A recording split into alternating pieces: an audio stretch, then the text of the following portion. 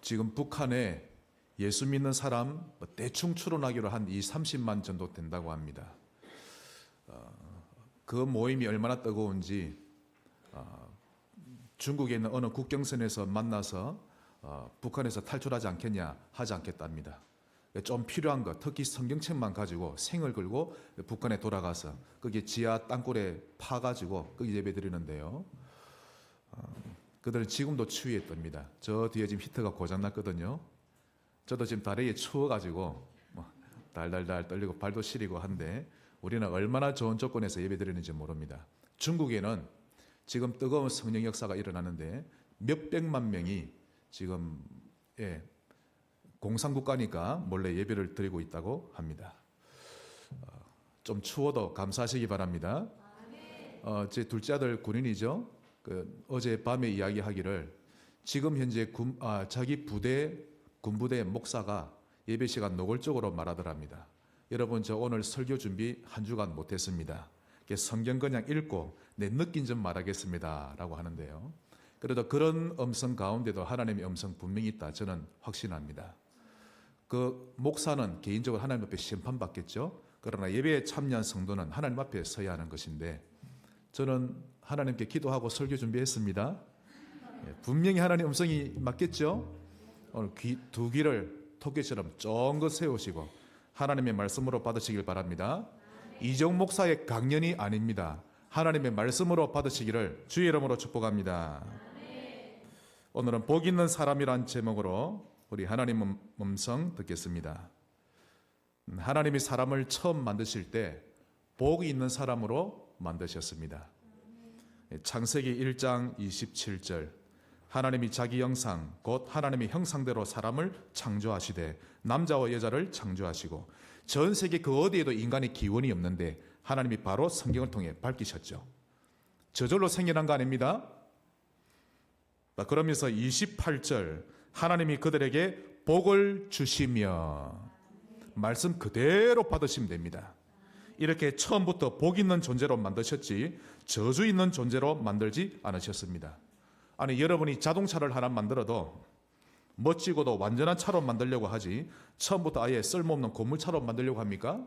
그러진 않는 것입니다. 하나님은 우리 인간을 처음부터 가장 완전한 존재로, 하나님을 닮은 존재로 만드셨던 것입니다. 그런데 마귀에게 속아 죄인이 되었고 그 이후로 모든 사람은 저주 가진 존재로 태어나게 된 것입니다. 요한복음 8장 44절, 제가 수도 없이 여러분에게 선포하죠. 이 말씀 꼭 기억하셔야 합니다. 너희는 너희 아비 마귀에게서 났으니, 출생이 이러하니 짐승보다 못한 가장 비참한 존재가 된 것인데, 이걸 다윗이 잘 알고 있었습니다. 시편 51편 5절, 내가 죄악 중에서 출생하였으며 어머니가 죄 중에서 나를 잉태하였나이다. 한마디로 인간은 복을 잃어버린 존재가 된 것입니다. 그래서 사람들이 방황하는 것이죠. 그런 인간에게 하나님은 다시 복 있는 사람으로 회복시키기 위해 놀라운 구원의 파노라마를 기획하셨는데, 그 내용이 바로 그리스도이십니다. 십자가에서 죽으시고 부활하심으로 구원의 문을 활짝 열어놓으신 것입니다. 로마서 10장 13절, 누구든지 주의 이름을 부르는 자는 구원을 받으리라. 돈을 10억을 가져와야 구원받으리라 아니하고, 주의 이름을 부르는 자는 구원을 받으리라. 어느 정도로 구원을 받는 거 아니? 고린도후서 5장 17절, 그런즉 누구든지 그리스도 안에 있으면, 즉 그리스도를 믿으면 새로운 피조물이라. 이전 것은 지나갔으니 보라 새 것이 되었도다. 여기서 이전 것이란 저주 아래에 있던 상태를 말합니다. 즉 그리스도 안에 있으면 첫사람 아담과 하와로부터 시작된 저주가 지나가게 된다는 뜻이요. 나는 아무 잘못 없는데 우상을 섬기던 조상 때문에 물려받은 그 저주가 지나가 버린다라는 뜻입니다. 이전 것은 지나갔으니, 그러므로 누구든지 그리스도 안에 있으면 새로운 피조물이라, 즉 드디어 복 있는 사람이 되었다라는 뜻입니다. 할렐루야. 정말 구원의 비밀을 여러분 아셔야 합니다.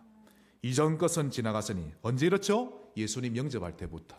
이전 것은 지나갔으니 보라 새 것이 되었도다. 그런데 한 가지 사실을 반드시 알아야 하는데요. 예수 믿고 복 있는 사람이 되었음에도 불구하고 그 복을 내팽개 지고 사는 사람 대부분이라는 것입니다. 받은 복을 전혀 사용하지 않는다는 뜻이죠. 통장에 수십억이 있으면 뭐합니까? 그걸 사용할 줄 모르면 거지처럼 사는 거와 한 가지인데, 거지나 사용 안 하는 우리 신자나 똑같은 것입니다. 영적으로. 한 번은 집 청소한다고 제가 찬장, 서랍, 집사람 없을 때 하거든요. 잘 안 버리니 제가 버릴 걸 찾아내는 겁니다. 찬장, 서랍 막 뒤지다 보니까 새 수건이, 이제 새 수건은 선물 받을 때 이 종이 가게에 넣어주죠. 7개인가 8개인가 찾아냈습니다. 누군가의 집에서 돌잔치 할 때 받았던 수건, 어느 교회 인지식 할 때 받았던 수건,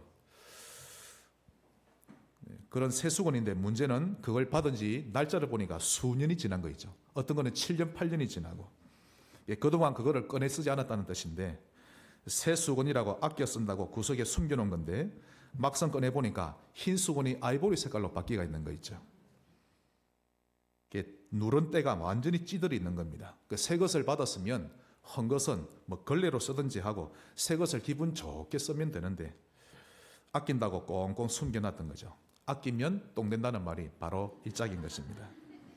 사용할 줄 알아야 합니다. 받은 복을 사용할 줄 아셔야 돼요. 하나님이 성막을 만들어 하셨죠. 성막의 내부로 딱 들어가면 제일 첫 공간이 성소입니다.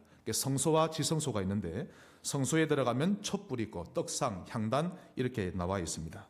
그리고 더 안쪽으로 들어가면 그곳이 지성소인데, 거기는요 금으로 이렇게 테두리를 둘러싼 언약궤가 놓여져 있습니다.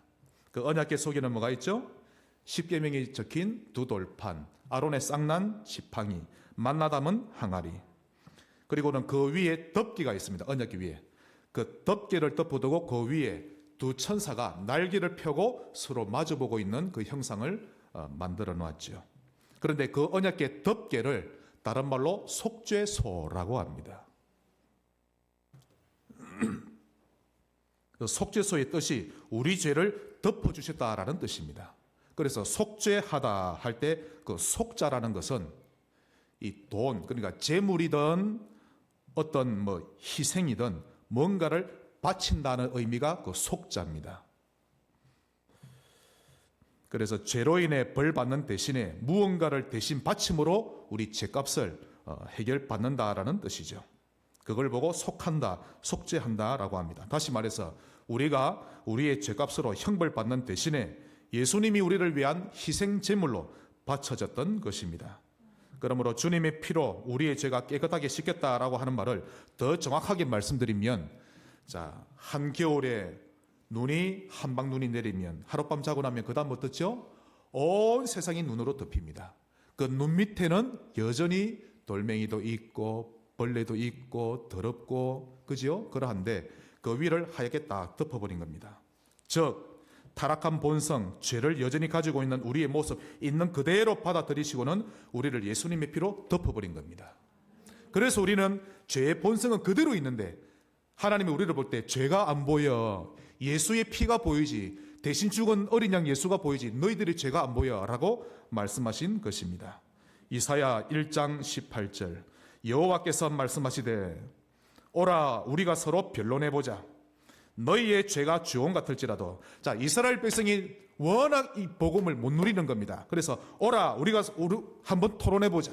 너희 죄가 주홍 같을지라도 눈과 같이 희어질 것이요 진홍같이 붉을지라도 양털같이 희게 되리라. 더 정확히 말씀드리면 너희 죄 붉은 게 안 보여, 희게 보인다라는 말씀입니다. 얼마만큼 안 보이는 거 하니 시편 103편 12절, 동이 서에서 먼 것 같이 우리 죄가를 우리에게서 멀리 옮기셨으며, 한없는 하나님의 은혜입니다. 그런데 놀라운 사실은 우리가 이렇게 구원받아 놓고도 여전히 세상 풍제대로 살고 죄의 본능에 순종하며 산다는 것입니다. 그리스도를 통해 모든 복을 받았음에도 불구하고 전혀 못 누리고 산다는 것입니다. 예를 들면 랩런트들이 학교에서 뭘 좀 아이들이 왕따를 시키면 울어버리죠. 이게 못 누리는 겁니다. 당당해야 되죠. 모든 학생이 나를 비방해도 딱 어깨를 펴고 이렇게 하고 쫙 나와야 됩니다. 맞지요? 하나님의 자녀. 잘못한 게 있으면 갱신하면 되는 것이고, 잘못한 게 없는데 나를 왕따시키면 당당하게 나올 줄 알아야 되죠. 하나님은 우리를 찾아오실 때 복을 들고 찾아오셨습니다. 아니, 생각해 보십시오. 어느 부모든지 자식에게 복을 주고 싶어 하지 저주를 주고 싶어 하는 부모가 어디 있습니까? 그러므로 하나님의 자녀가 하나님 아버지께 복받기 원하는 것은 지극히 당연한 모습인 것입니다. 하나님이 아브라함을 찾아가실 때 그냥 가지 않으셨습니다. 복을 들고 찾아가셨습니다. 창세기 12장 2절. 내가 너로 큰 민족을 이루고 내게 복을 주어 내 이름을 창대하게 하리니 너는 복이 될지라. 하나님은 두 가지를 가지고 오신 겁니다. 말씀, 언약과 복입니다. 오늘 제목이 복 있는 사람인데요. 제목 잘 보셔야 합니다. 이것은 구원받은 사람이냐 구원받지 못한 사람이냐가 아닙니다. 문자 그대로 복 있는 사람이냐 복 없는 사람이냐를 말하고 있는 것입니다. 구원받았음에도 불구하고 하나님의 복을 전혀 못 누리는 사람이 있고 그 복을 잘 누리는 사람이 있기 때문에 오늘 이 말씀을 주신 것입니다. 하나님은 우리가 복 누리는 사람이 되기를 원하십니다. 자, 그런 사람은 어떤 사람일까요? 본론 첫 번째입니다. 길을 선택 잘하는 자입니다. 즉, 길 선택을 잘하는 사람, 그가 복 있는 사람입니다.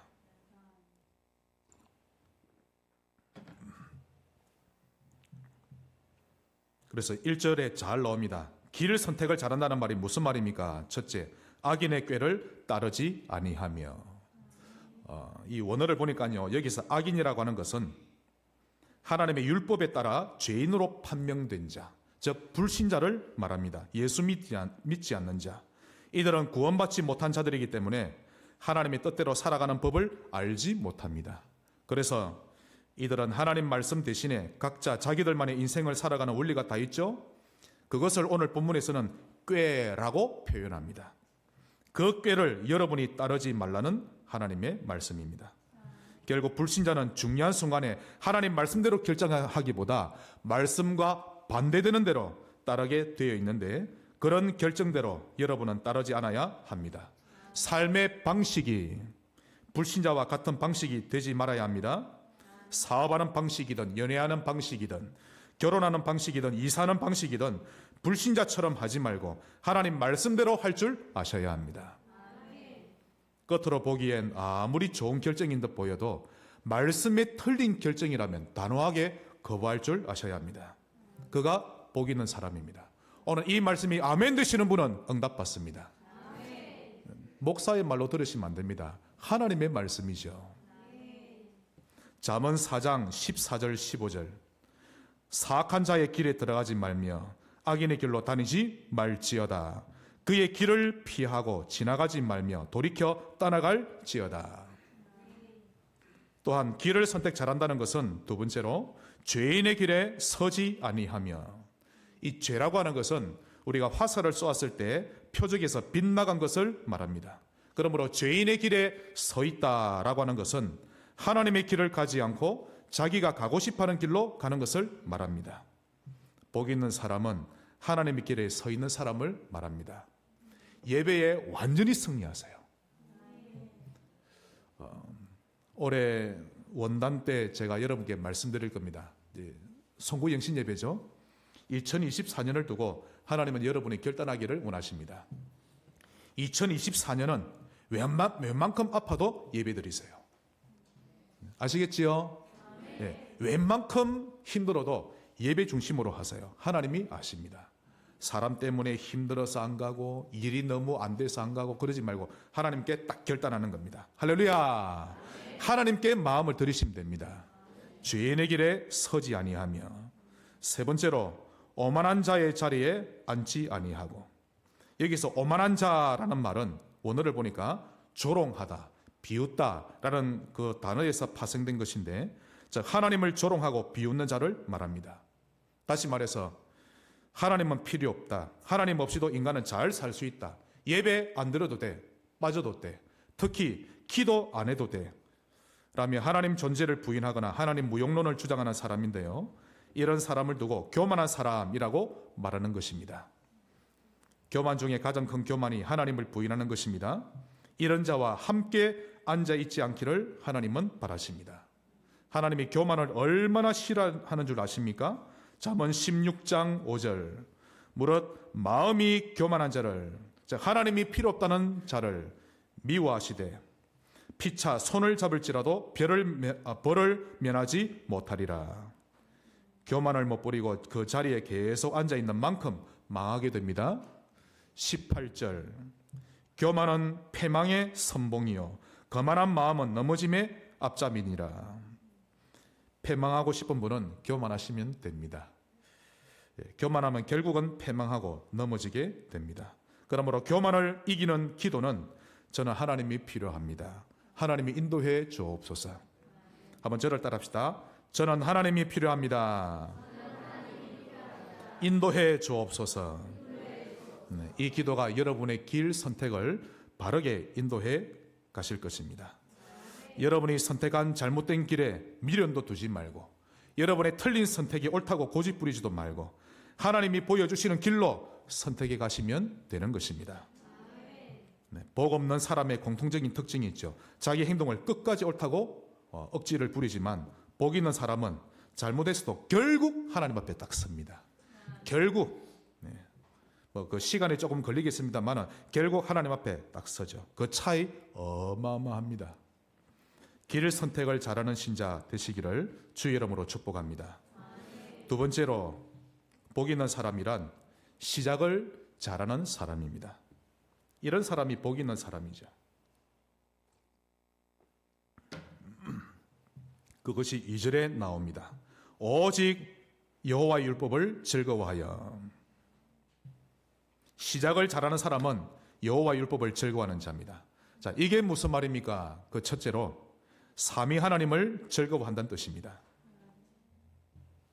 우리를 구해내기 위해 십자가 사건을 기획하신 성부 하나님 너무 좋고, 하늘 영광 버리고 친히 인간의 모습으로 오신 성자 예수님 생각할 때마다 감사하고, 우리 안에 오셔서 하나님의 것이라 인치시고 인도해 가시는 성령 하나님 생각할수록 즐거운 것이죠. 만일 오늘 이 자리에 계신 여러분 가운데 성삼위 하나님 생각하면 너무 좋고 감사하고 기쁘고 행복하다면 복 있는 신자입니다. 또 오직 여호와 율법을 즐거워하여, 이 말은 하나님의 말씀을 즐거워한다는 그 뜻입니다. 하나님이 너무 좋으면 그분의 말씀을 즐거워하게 돼 있는 것이죠.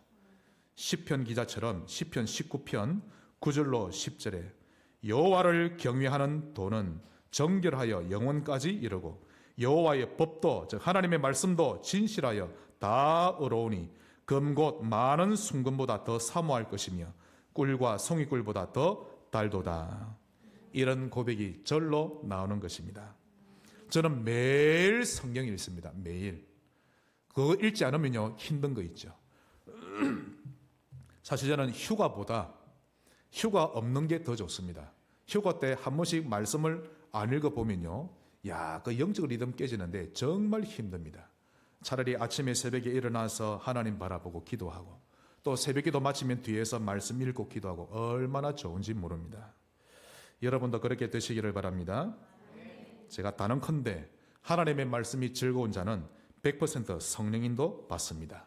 그런 사람을 사단이 굉장히 두려워하죠. 예수님이 사단을 쫓아내신 모습 마태복음 4장에 나오는데요, 모든 상황마다 항상 말씀으로 이기셨습니다. 자, 첫 번째로 사단이 어떻게 예수님을 유혹했죠?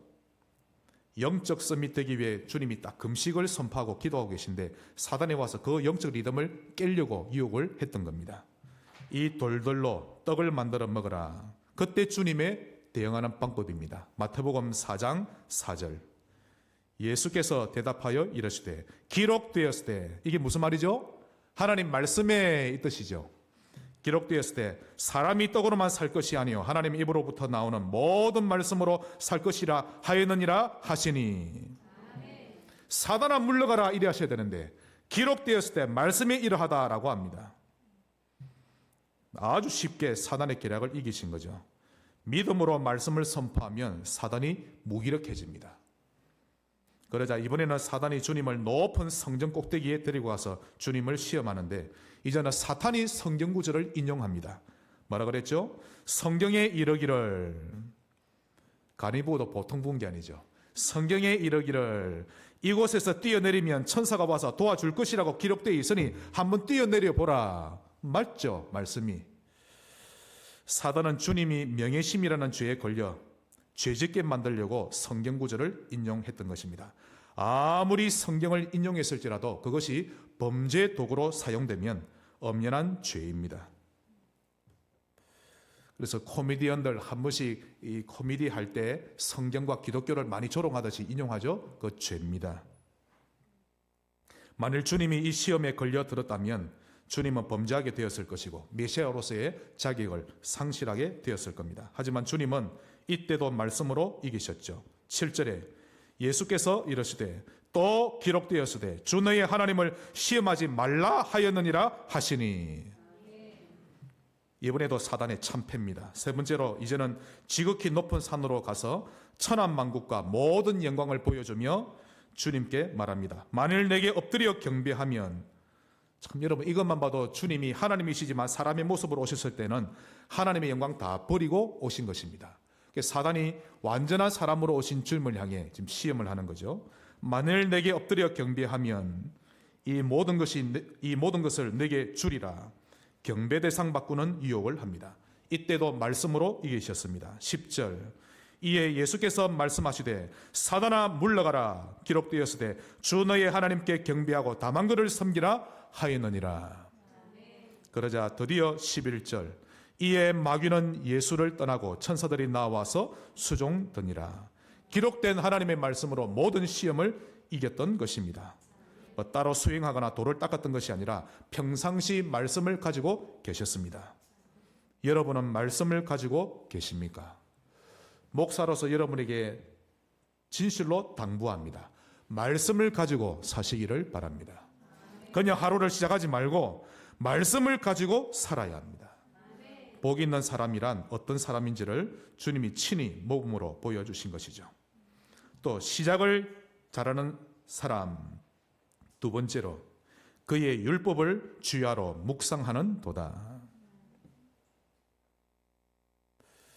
여러분의 시작을 하나님의 말씀으로 시작할 줄 아시기 바랍니다.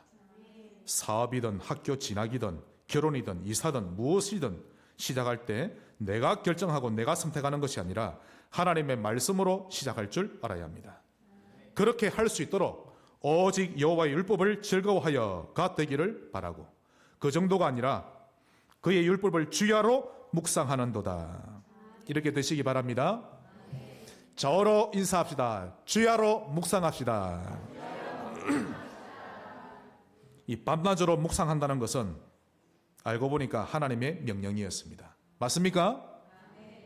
하루에 한 번씩 하는 정도가 아니라 밤낮으로 하라고 하십니다. 신명기 6장 6절로 9절 더 구체적으로 설명하고 계시죠. 오늘 내가 네게 명하는 이 말씀을 너는 마음에 새기고 내 자녀에게 부지런히 가르치며 집에 앉았을 때든지 길을 갈 때든지 이 말씀을 강론할 것이며 너는 또 그것을 내 손목에 메어 기호를 삼으며 내 미간에, 즉 눈썹 사이죠, 미간에 붙여 표로 삼고 또 내 집 문설주 바깥문에 집을 드나들면서까지도 말씀을 볼 수 있도록 기록하라. 다음 주일 오후에는 말씀 암송 선구대회가 있습니다. 이를 두고 아니 왜 이런 걸 합니까? 귀찮고로 제게 따지시면 안 됩니다. 하나님이 밤낮으로 묵상하라 하셨는데 우리는 1년에 겨우 한두 번만 하죠. 그래서 엄연히 성경적으로 따진다면 우리가 제대로 지금 못하고 있는 것입니다. 하루에 한 번 구원의 길 하는 것도 알고 보면 100% 순종 못하는 거죠. 말씀대로라면 밤낮으로 구원의 길을 또 복음을 누리고 있어야 하는 것입니다. 그래서 따지려면 목사에게 따지지 마시고 하나님께 따지시기를 바랍니다. 모세가 죽은 후에 여호수아가 바톤을 이어받았습니다. 그 새로운 지도자에게 하나님이 말씀하셨죠. 여호수아 1장 9절 이 율법책을 내 입에서 떠나지 말게 하며 주야로 그것을 묵상하여 그 안에 기록된 대로 다 지켜 행하라. 그리하면 내 길이 평탄하게 될 것이며 내가 형통하리라. 하나님이 우리에게 요구하시는 바는 복잡하지 않습니다. 아주 심플하고 간단합니다. 하나님 말씀이 우리에게서 떠나지 않기를 바라시고 그걸 지켜 행하기를 바라십니다. 이것만 잘하면 됩니다. 이런 자가 복 있는 사람입니다. 하나님의 음성으로 들으시기를 주의 이름으로 축복합니다. 자, 그러면 말씀을 주야로 즐거워했던 증인들 제가 두 사람 여러분에게 소개합니다. 첫째, 한국 교회의 증인이죠. 김익두 목사님. 김익두 목사님에 관한 전기집은 한 권 정도는 사서 보시는 게 필요합니다. 과거 시험에 낙방하고 사업하다가 믿었던 친구에게 사기당해서 완전히 실패하고 빚더미 앉게 되죠. 그 이후로 그는 방탕한 생활에 완전히 빠져버렸습니다. 그 누구도 말리지 못할 만큼 페르나가 되어버렸는데 술과 싸움으로 하루하루를 보내고 있었죠. 그래서 안악산의 호랑이다라고 별명을 지을 정도로 그 사람이 있는 곳이면 저 둘러서라도 갈 만큼 완전히 페르나가 됐던 것입니다. 그랬던 그가 미국인 선교사 서왈렌의 설교를 듣고 눈물을 흘리며 회개하고 구원받은 이후에 그는 주의 종의 길을 걷기로 결심합니다. 주의 종의 길을 걷고 신앙생활을 잘했습니다. 하지만 그의 영적인 갈급함, 더 하나님을 사모하고 싶고 더 하나님을 잘 섬기고 싶고 더 많은 은혜를 원하고 그 영적인 갈급함은 그거로는 만족할 수 없었죠. 날마다 갈망이 되어졌고 더 하나님의 은혜를 원했던 것입니다. 그래서 결국 그는 모든 사역을 내려놓고 매일 성경 읽기와 깊은 기도하는 것을 전념하기로 결단했습니다. 그래서 결국 그는 하나님께 큰 은혜를 받고 놀라운 일들을 이루어가게 되었는데 하나님이 그를 한국 복음화에 큰 획을 긋게 하셨습니다. 두 번째로 소개할 인물입니다. 지금도 있는데요. 대구에 우리나라 K보험회사에서 전국 1위를 수차례 했던 어떤 여인이 있습니다. 딸 하나 데리고 사는데요. 얼마나 일을 잘했던지 매달 수천만 원씩 버는 여자입니다. 제가 알기로 1등 할 때마다 회사에서는 특별 보너스로 해외여행 시켜주죠. 얼마나 해외여행을 많이 갔던지 지금까지 가본 나라가 제법 된다고 합니다. 해외여행도 마음껏 다녀오고 좋은 아파트에서 살고 부족한 줄 모르고 먹고 즐기며 살아왔는데 마음속에 안식이 없었다고 합니다. 아무리 즐겨도 행복하지 않다고 하는데요. 그러던 어느 날 아랫집에서 놀러오라는 초대를 받았습니다. 그 아랫집이 마침 우리 다락방하는 어느 성도의 집이었는데 거기서 대화하면서 자연스럽게 복음을 접하게 되었고 영접하고 구원받게 되었습니다. 그날 이후로 10시 1등하는 사람 기질 딱 나오죠. 주일마다 교회 다니기 시작하더니 나중에는 평일 예배, 새벽 예배까지 다니기 시작합니다. 또 영업하러 다니면서도 차 안에는 시동음만 켜면 담임 목사님 설교가 나오게 했죠. 그러니 하루 종일 말씀을 틀어놓고 계속 들었다고 하는데 그 영혼이 힘을 얻기 시작한 것입니다. 그러다 어느 날 11조는 내 것이 아니었구나. 하나님의 건데 당연히 하나님께 드려야겠다라고 하더니 바로 실천하고요. 그러다 나중에는 돌아보니 내 모든 삶이 하나님의 은혜인데 11조 가지고는 안 되겠다. 그러면서 10의 3조를 했다고 합니다. 그래서 하나님이 그 믿음을 보시고 그녀의 업에 더 많은 축복을 하셨는데 수입이 더 많이 늘어났다고 합니다. 이 여인이 가장 잘한 것이 말씀을 늘 듣고 살았다는 것이고 예배 중심으로 살았다는 것인데 그러다 보니 말씀을 실천할 수 있었던 것이죠. 시작을 잘했던 여인이었습니다. 그러고 나니 안 보이던 하나님이 내 삶 가운데 보이기 시작하고 신앙생활의 원리가 보이고 교회가 보이기 시작했던 것입니다.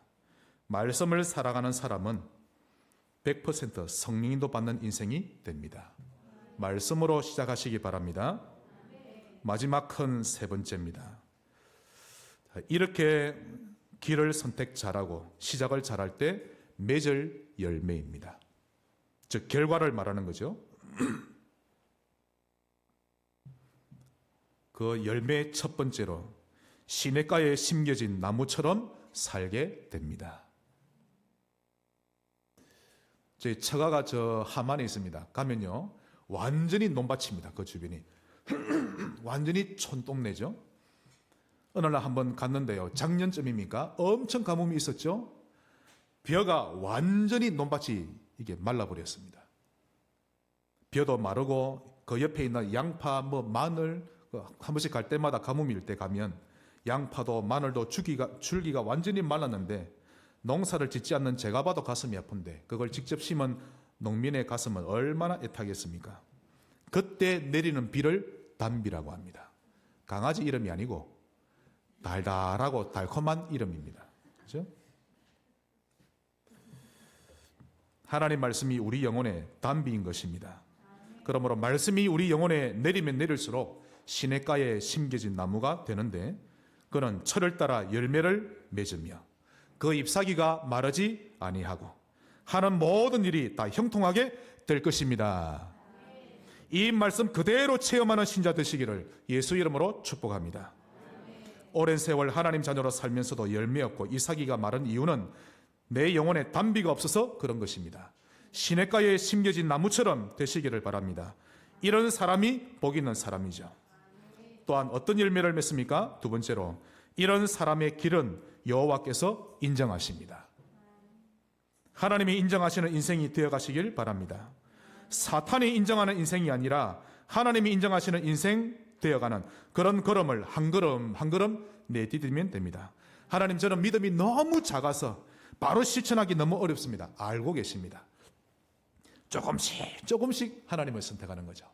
조금씩 하나님 바라보고 또 옛날로 돌아가도 또 하나님 바라보고 그 중심을 아시는 것입니다.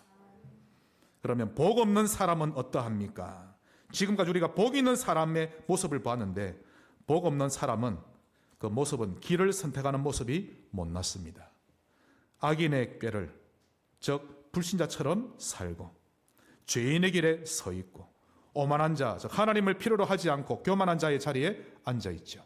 하나님의 말씀을 즐거워하지 않고 그의 내면 속에 말씀의 단비가 내리지 않는 모습인데 신자라 할지라도 영적 기근이 심각한 상태입니다. 여러분의 영적 상태를 시냇가에 심겨진 것처럼 만들어 보세요. 즐거울 것이요 행복할 것입니다. 목사 말 믿어주시기 바랍니다. 아니, 목사 말 못 믿겠거든 말씀 기록된 대로 믿으시면 됩니다. 아침에 일어나서 하나님을 바라보세요. 얼마나 행복한지 모릅니다. 처음에는 습관이 안 돼서 어렵죠? 이걸 계속 하다 보면 어느 날 털이 딱 잡힙니다. 말씀을 읽을 때마다 행복합니다. 영적 기근이 심각해지면 질수록 나중에는 결국 바람에 나는 겨와 같게 됩니다. 신자가 늘 바람에 날리는 겨처럼 살아서 되겠습니까?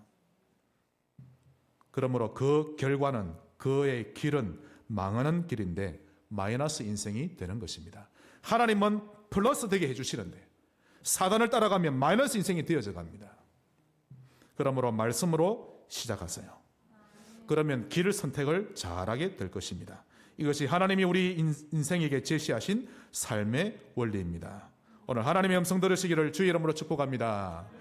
말씀의 결론을 맺겠습니다. 사람들이 교회를 다니면서도 복음을 잘 모른 채 교회 다니는 경우가 많죠. 그러다 보니 교회에 나오는 이유, 기도하는 이유가 뭔지 물어보면 우리 교회는 안 그렇습니다. 일반 교회를 한번 나가 보실 만한데 그런 사람에게 물어보면 교회에 나가는 이유가 자식이 대학에 합격하고 좋은 데 취직을 잘했으면 했어. 또 아파트나 땅값이 올라서 돈을 많이 벌었으면 했어. 그래서 교회 나가 예배 참석하고 기도합니다. 이렇게 말하죠. 이런 사람들이 많다 보니 일부 신자들은요, 복을 구하는 기도에 대해 거부 반응을 일으킵니다. 사실 맞으면서도 틀렸습니다. 신자는 복을 구하는 것이 지극히 당연한 것입니다. 그 복을 받음으로써 복음의 증인이 되는 것인데 이것이 진정한 이유가 되면 됩니다. 그러므로 복을 이상하게 여기지도 말고 또 거부감 가지지 마셔야 합니다. 아니, 아버지께 나아가면서 왜 복 받는 것을 이상하게 여깁니까? 당연한 것으로 여겨야지. 그러나 오늘 결론적으로 반드시 기억해야 할 것이 두 가지가 있습니다. 첫째, 예수 그리스도를 믿는 순간 이미 모든 복을 다 받았음을 확신하셔야 합니다. 모든 복을 다 받았습니다. 하나님이 우리 안에 계신데요. 그리스도 안에 모든 보화가 모든 복이 다 들어있음을 믿으셔야 합니다. 이것도 모른 채 이미 받은 복을 전혀 누리지 않으면서 복을 달라고 외치니 그것이 어리석다는 것입니다. 이미 받은 복을 누리는 것이 신앙생활이죠. 영적인 것이든 육신적인 것이든 건강을 위한 것이든 자식을 위한 것이든 이미 하나님이 모든 복을 다 주신 것입니다. 그리스도는 삼위 하나님을 누리는 길입니다. 그 그리스도 이름으로 하나님으로부터 복을 받아 누리는 것입니다. 그래서 복 중에 복이 하나님을 만나는 것이죠. 하나님이 내 편이 되시는 것입니다. 자, 그렇다면 어떤 복이 예비되어 있을까요? 성경은 구체적으로 다 밝히고 있습니다. 죽어서 천당 가는 것은 당연한 것인데 그건 죽고 난 이후에 받을 복이고 이 땅에서 누릴 복은 신명기 28장에 잘 나와져 있습니다. 3절 성읍에서도 복을 받고 들에서도 복을 받을 것이며 어디를 가든지 복을 받는다는 뜻입니다. 4절 5절 내 몸의 자녀와 내 토지의 소산과 내 짐승의 새끼와 소와 이 당시에 이 짐승이 재산이죠. 소와 양의 새끼가 복을 받을 것이며 내 광주리와 떡 반죽 그릇이 복을 받을 것이며 우리의 재물과 살림살이에도 복을 주신다는 뜻입니다. 6절 네가 들어와도 복을 받고 나가도 복을 받을 것이니라. 신자는 장소와 상관없이 복을 받는 존재란 뜻입니다. 그런데 이런 복을 언제 체험하게 됩니까? 그게 오늘 결론 두 번째입니다. 그게 2절에 나오죠. 네가 너의 하나님 여호와의 말씀을 청종하면 이 모든 복이 내게 임하며 내게 이르리니. 하나님의 말씀을 청종하고 그 말씀을 따르면. 생각해 보십시오. 자식이 돈만 생기면 탈선하고 죄를 짓고 돌아다니는데 어느 부모가 계속해서 돈을 대준단 말입니까? 자식을 사랑하기 때문에 절대 그러지 않죠. 창조 원리인 것입니다.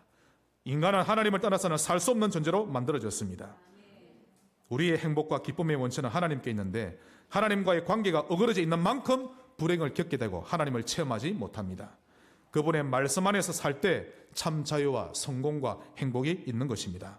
그래서 신명기 28장 1절, 오늘 1절은 다 같이 읽겠습니다. 내가 내 하나님 여호와의 말씀을 내가 오늘 내게 명령하는 그의 모든 명령을 행하며 내 하나님 여호와께서 너를 세계 아멘 세계 모든 민족 위에 뛰어나게 하실 것입니다. 그래서 유대인이 복을 받은 것이죠. 노벨상을 제일 많이 받지 않았습니까? 복 있는 사람 되시기를 예수 그리스도 이름으로 축원합니다. 하나님 감사합니다. 아브라함처럼 우리에게 복을 들고 찾아와 주시니 감사합니다. 이미 주신 복을 마음껏 누리는 복의 증인 되게 하옵소서. 예수 그리스도 이름으로 기도하옵나이다. 아멘.